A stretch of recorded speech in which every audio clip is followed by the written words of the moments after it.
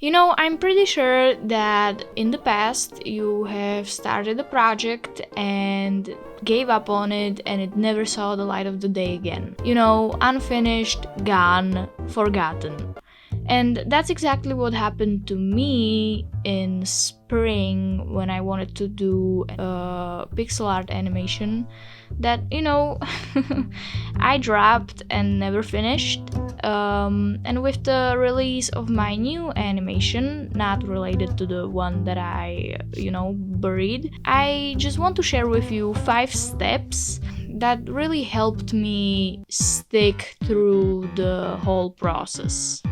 Now, before I start, I just want to mention I will not be showing how to animate because, I'm very new at this craft and I'm pretty sure I make a lot of mistakes, so I will not be talking about that. But if that is your problem, or if you're looking for someone that can help you with that, I will link down below and you can now see on screen 3 people I really like to watch and I think can help you. I do not know these people, but if that's what you're looking for, here you go check them out, they're great. For me personally, I dropped the animation because of 2 mistakes I made. I did not see any progress, and the second, I got overwhelmed because there was no clarity in the process of making that animation. I did everything kind of spontaneously and it had no rules and base. Hopefully, if these are things you feel, I will hopefully help you with that, starting with the first step, and that is layout.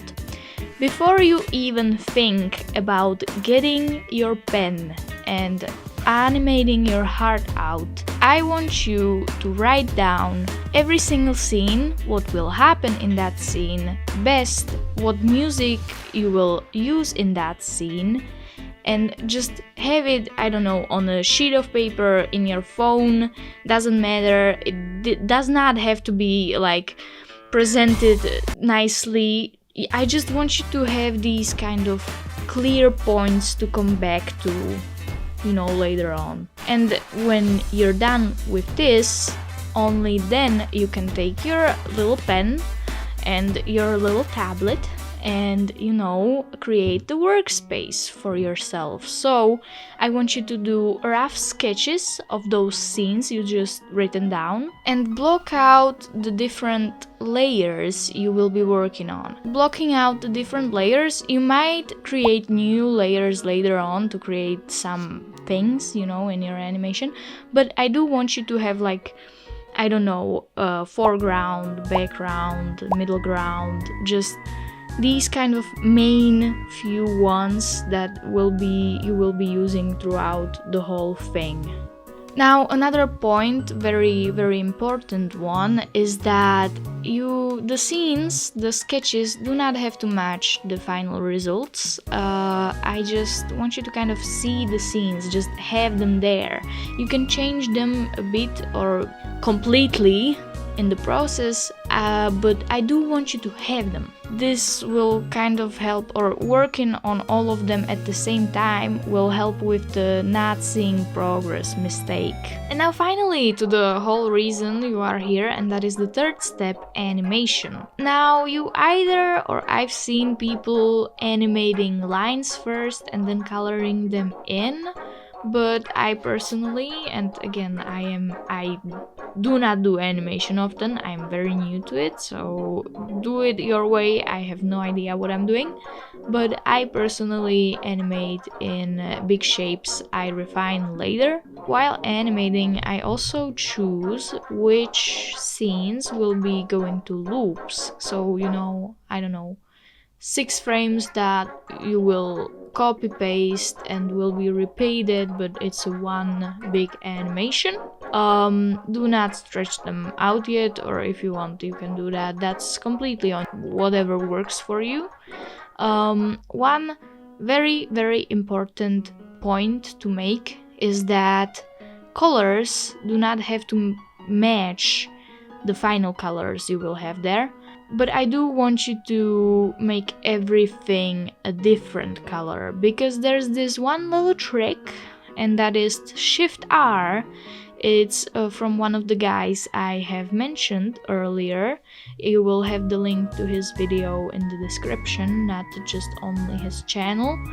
And that is when you press Shift R, you can change the color in frames you have selected. Now, the reason I want you to choose your definite colors later is because it just gives you the freedom to really focus on your animating without getting overwhelmed by the second thing, that is the colors. Before moving on to step 4, I just want to quickly say that I chose to make one